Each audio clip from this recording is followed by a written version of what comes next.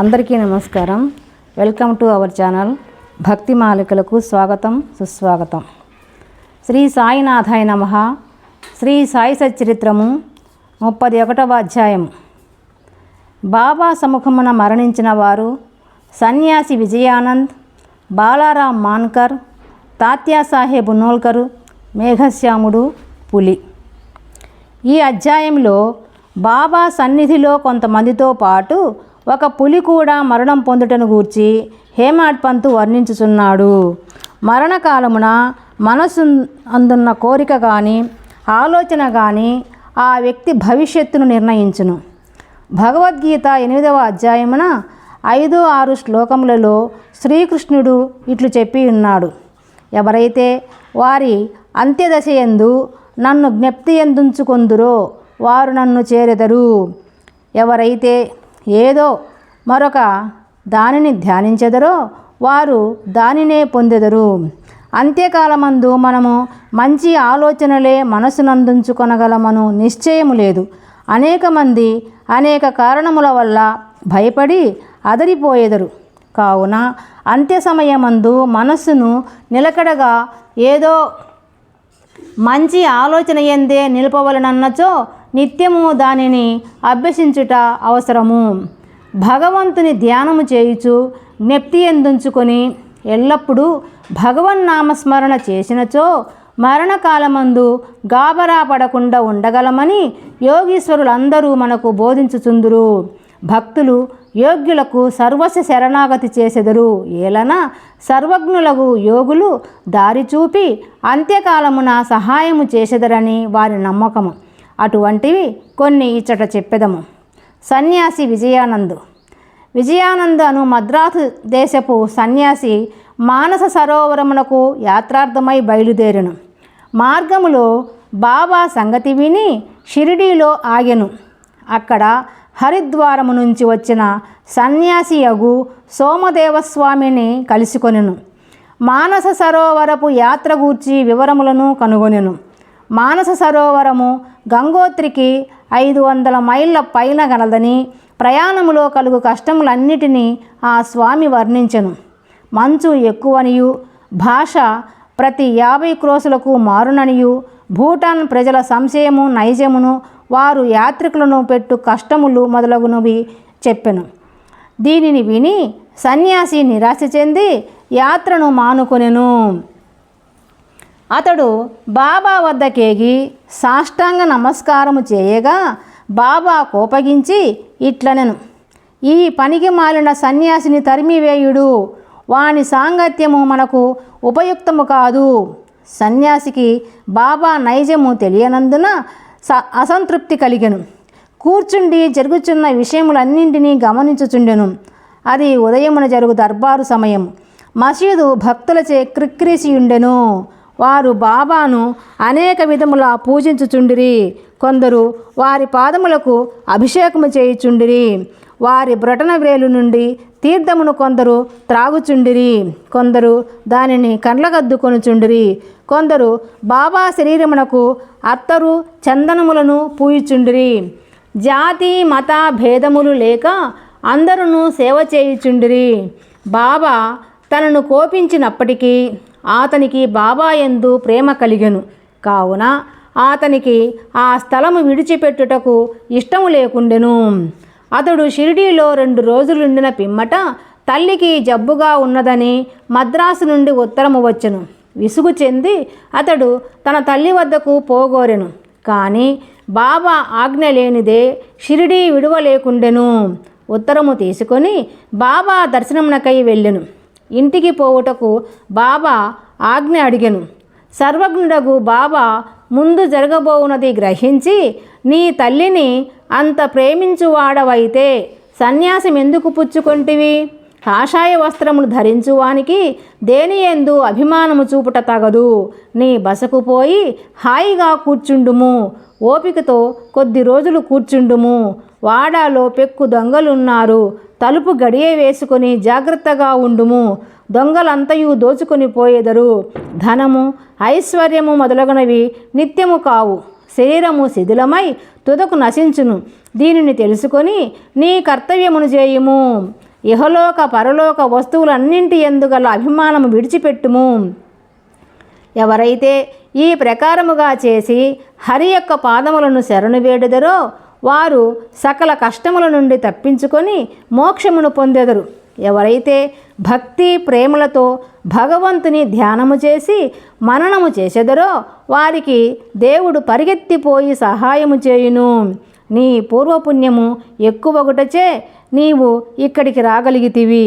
నేను చెప్పిన దానిని జాగ్రత్తగా విని జీవిత పరమావధిని కాంచుము. కోరికలు లేనివాడవై రేపటి నుండి భాగవతమును పారాయణ చేయుము. శ్రద్ధతో 3 సప్తాహములను చేయుము. భగవంతుడు సంతుష్టి చెంది నీ విచారములను తొలగించును. నీ భ్రమలు నిష్క్రమించును. నీకు శాంతి కలుగును అనిరి. అతని మరణము సమీపించినందున బాబా అతనికి ఈ విరుగుడు ఉపదేశించెను. బాబా కూడా తన దేహావసాన సమయాన మృత్యుదేవతకు ప్రీతి కలిగించే రామ విజయము చదివించెను. ఆ మరుసటి ఉదయము స్నానము మొదలగునవి ఆచరించిన పిమ్మట విజయానందుడు భాగవతమును లెండీ తోటలో ఏకాంతమున చదువుటకు ప్రారంభించెను. 2 పారాయణములు చేయగానే అలసిపోయెను. వాడాకు వచ్చి 2 దినములు ఉండెను. 3వ రోజు పకీరు అనగా బడే బాబా తొడపై ప్రాణములు వదిలెను. బాబా ఒక రోజంతయు శవము నటులనే ఉంచుడు అనెను. పిమ్మట పోలీసు వాండ్రు వచ్చి విచారణ జరిపి శవ సంస్కారము ఆజ్ఞ ఇచ్చిరి. యథోచితముగా శరీరమును తగిన స్థలమునందు పూడ్చిరి. ఈ విధముగా బాబా ఆ సన్యాసి సద్గతికి సహాయపడెను. బాలారాం మాన్కర్. బాలారాం మాన్కర్ అను గృహస్థుడొకడు బాబా భక్తుడుగా ఉండెను. అతని భార్య చనిపోయెను. అతడు విరక్తి చెంది కొడుకునకు గృహభారము అప్పగించి షిరిడీకి వచ్చి బాబాతో ఉండెను. అతని భక్తికి బాబా మెచ్చుకొని అతనికి సద్గతి కలుగజేయవలనని ఈ దిగువ రీతిగా చేసెను. బాబా అతనికి 12 రూపాయలు ఇచ్చి సతారా జిల్లాలోని మచ్చింద్రగడ్డులో ఉండుమనెను. బాబాను విడిచిపెట్టి మచ్చింద్రగడ్డులో ఉండుటకు అతనికి ఇష్టము లేకుండెను. కానీ అదే అతనికి మంచి మార్గమని బాబా ఒప్పించెను. అచట రోజుకు 3 సార్లు ధ్యానము చేయుమనెను. బాబా మాటలందు నమ్మకముంచి మాన్కర్ మచ్చింద్రగడమునకు వచ్చెను. అక్కడ చక్కని దృశ్యమును, శుభ్రమైన నీటిని, ఆరోగ్యమైన గాలిని, చుట్టుప్రక్కల గల ప్రకృతి సౌందర్యమును చూచి సంతసించి బాబా సెలవిచ్చిన ప్రకారము మిక్కిలి తీవ్రముగా ధ్యానము చేయ మొదలెడెను. కొలది దినముల పిమ్మట ఒక దృశ్యమును గనెను. సాధారణముగా భక్తులు సమాధి స్థితి యందు దివ్యానుభవములను పొందెదరు. కానీ మాన్కర్ విషయములో అట్లుగాక చైతన్యమునకు వచ్చిన పిమ్మట దివ్య దర్శనము లభించెను. అతనికి బాబా స్వయముగా కాన్పించెను. మాన్కర్ బాబాను చూచుటయేగాక తననచట కేల పంపితివని అడిగెను. బాబా ఇట్లు చెప్పెను, షిరిడిలో అనేక ఆలోచనలు నీ మనస్సును లేచెను. నీ చంచల మనసునకు నిలకడ కలగజేయవలనని ఇచ్చటకు పంపితిని. నీవు పంచేంద్రియములలో ఉన్న 3.5 మూరల మనిషిగా నన్ను భావించితివి. నేనెల్లప్పుడూ షిరిడీలోనే ఉండదనని అనుకొంటివి. ఇప్పుడు నీవిచట చూచిన నా రూపము షిరిడీలో చూచిన నా రూపముతో సమానంగా ఉన్నదో లేదో నిర్ధారింపుము. ఇందుకే నిన్నిచటికి పంపితిని. కొంతకాలం గడిచిన పిమ్మట మాన్కర్ గడమును విడిచి బాంద్రాకు పయనమయ్యను. పూనా నుండి దాదరుకు రైలులో పోవలనని అనుకొనెను. టికెట్టు కొరకు బుకింగ్ ఆఫీసుకు పోగా అది మిక్కిలి క్రిక్కిరిసియుండెను. అతనికి టికెట్టు దొరకకుండెను. లంగోటి కట్టుకొని కంబలి కప్పుకొన్న ఒక పల్లెటూరు వాడు వచ్చి మీరెక్కడికి పోవుచున్నారు అని అడిగాను. దాదరుకని మాన్కర్ బదులు చెప్పెను.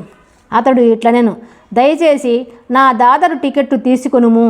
నాకు అవసరమైన పని ఉండుటచే దాదరుకు వెళ్ళుట మానుకొంటిని. టికెట్టు లభించినందున మాన్కర్ ఎంతో సంతోషించెను. జేబులో నుంచి పైకము తీయునంతలో ఆ జానపదుడు అంతర్ధానమయ్యను. మాన్కర్ ఆ గుంపులో అతనికై వెదికెను, కానీ లాభము లేకపోయెను. అతని కొరకు బండి కదులునంత వరకు ఆగెను, కానీ వాని జాడయే కానరాకుండెను.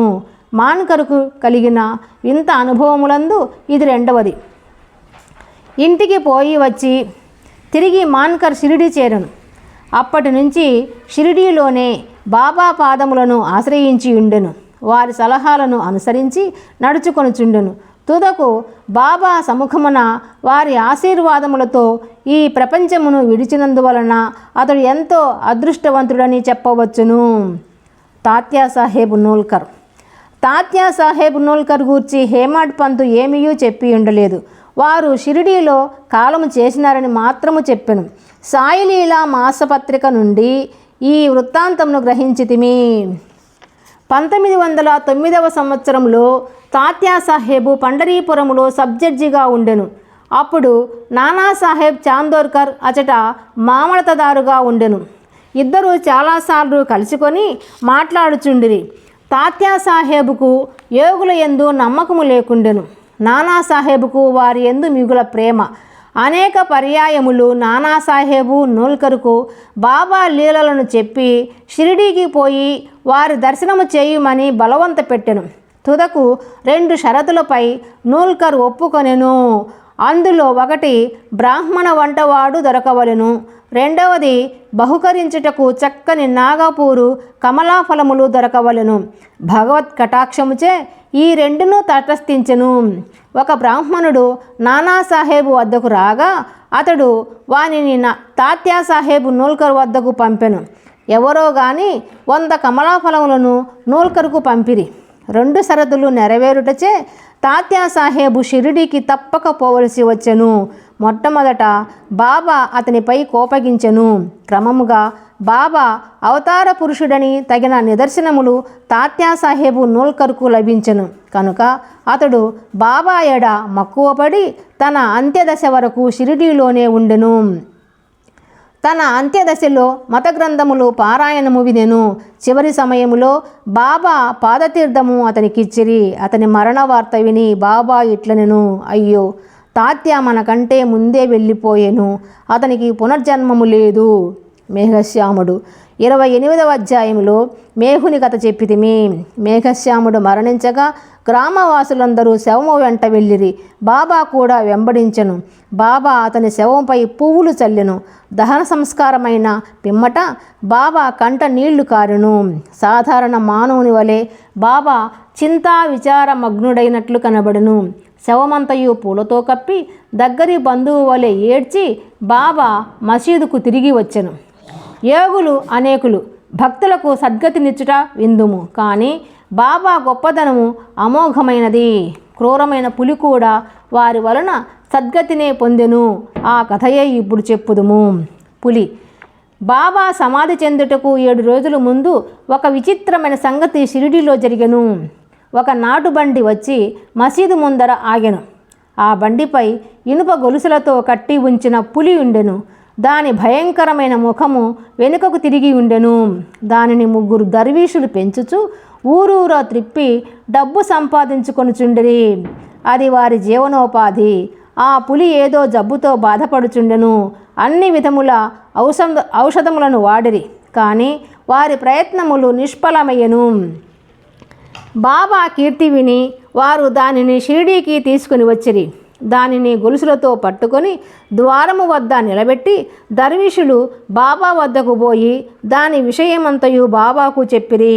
అది చూచుటకు భయంకరముగా ఉండియు జబ్బుతో బాధపడుచుండెను. అందుచే అది మిగుల చికాకు పడుచుండెను. భయాశ్చర్యములతో ప్రజలందరూ దాని వైపు చూచుచుండిరి. బాబా దానిని తన వద్దకు తీసుకొని రమ్మనెను. అప్పుడు దానిని బాబా ముందుకు తీసుకొని వెళ్ళిరి. బాబా కాంతికి తట్టుకొనలేక అది తల వాల్చెను.